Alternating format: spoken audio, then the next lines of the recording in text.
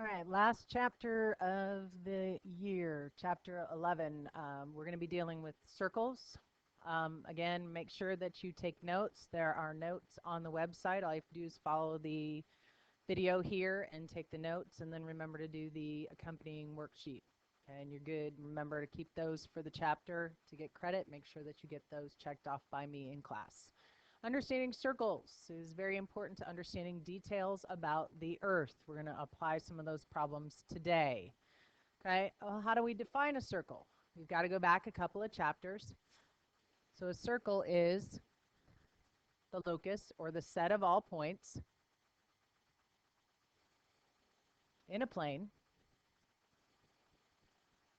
that are equidistant from a point. Okay. So the locus of points, or the locus or the set of all points in a plane equidistant from a point, is a circle. Okay. So here's a picture of what that circle looks like, and you can notice that it's equidistant from that point at all times.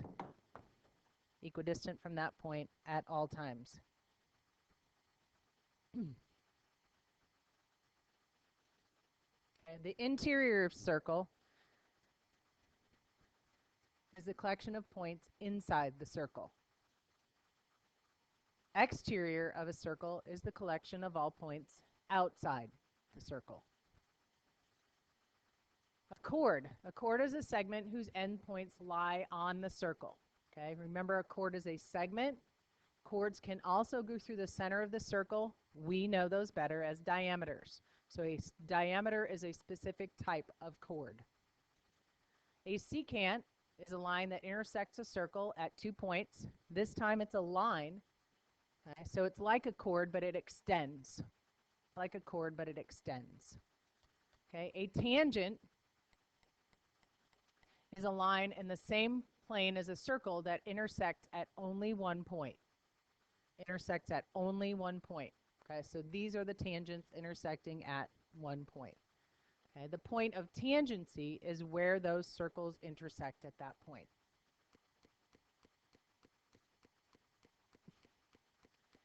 Two circles are congruent if and only if they have congruent radii. Meaning, if the circles are congruent, the radii are congruent, and if the radii are congruent, the circles are congruent.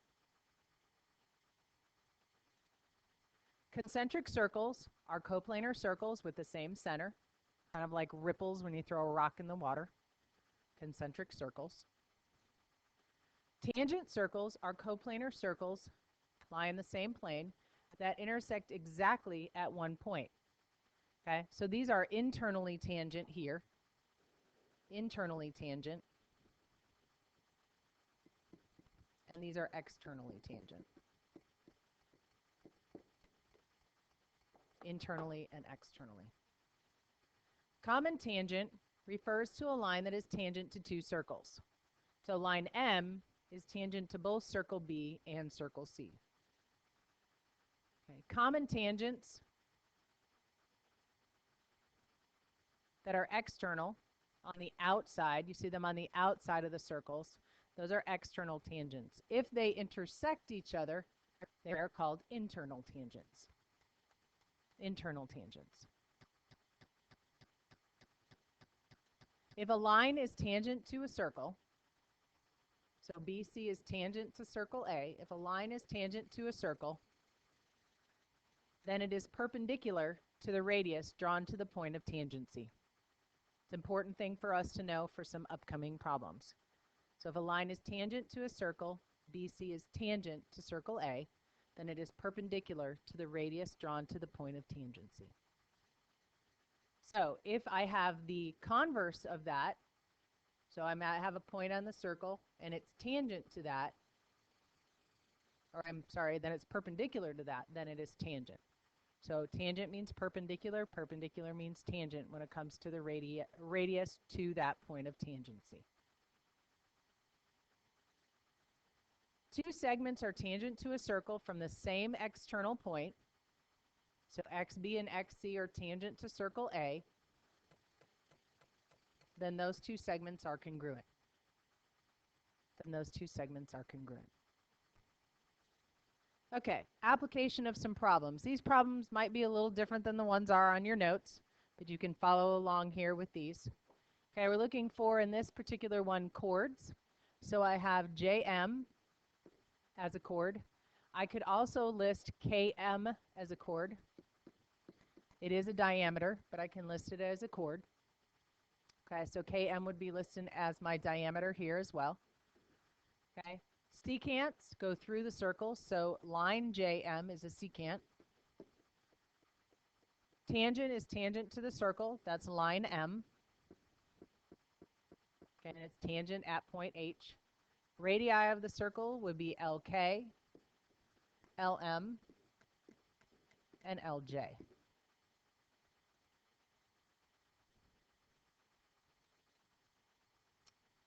Okay, this one I think is different as well from the one in your notes, so you'll have to consult with someone. Find the length of each radius, identify the point of tangency, and write the equation of the tangent line at this point. Okay, so circle S, okay, it looks like its radius is 1.5. Circle R has a radius at 2, radius of 2. Their point of tangency is at, not at 0, at -2, 0. And the line that goes through it is a horizontal line, so it's y equals on whatever the y value is. So y equals 0. Okay.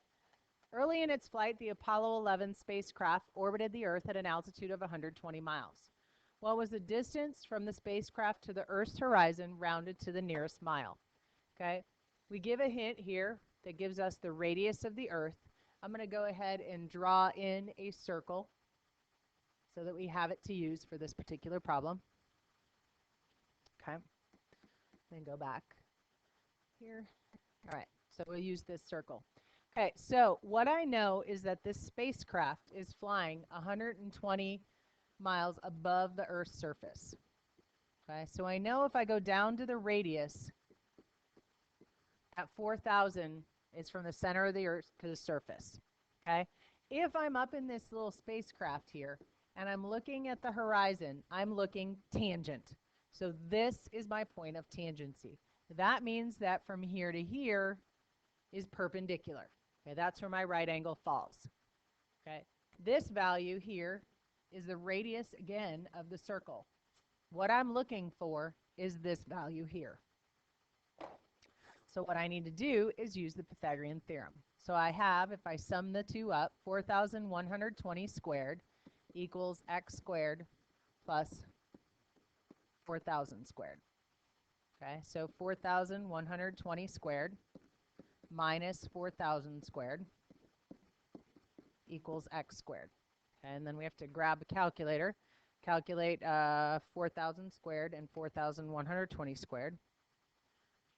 So 4,120 squared minus 4,000 squared equals, so x squared is 974,400, and then I take the square root.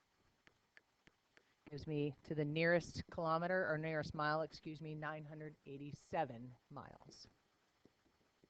Okay, important to remember the point of tangency here and where that's perpendicular. That's going to be an important one for you. Okay, next problem. This one is not in your notes, but it's an extra one to do. HK and HG are tangent to circle F, which means that they're congruent, and we need to find HG. So 4 plus 2a equals 5a minus 32. I add 32 to both sides. 36 plus 2a equals 5a. 36 equals 3a when I subtract 2a from both sides. Divide by 3, and a equals 12. But I'm not done. I need to find HG. So 4 plus 2 times 12 is 24 plus 4, which is 28, which is the length of HG.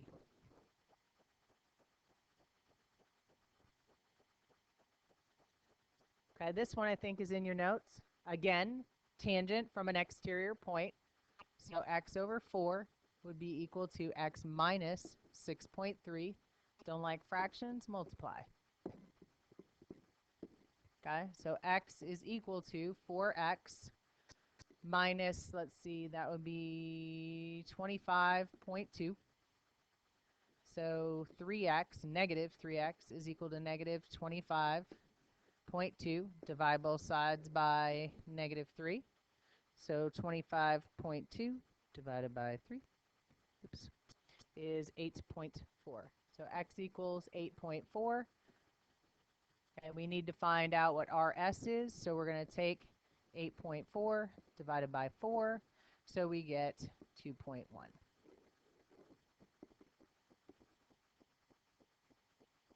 And I think that's it for the problems. So that'll be the rest for 11.1.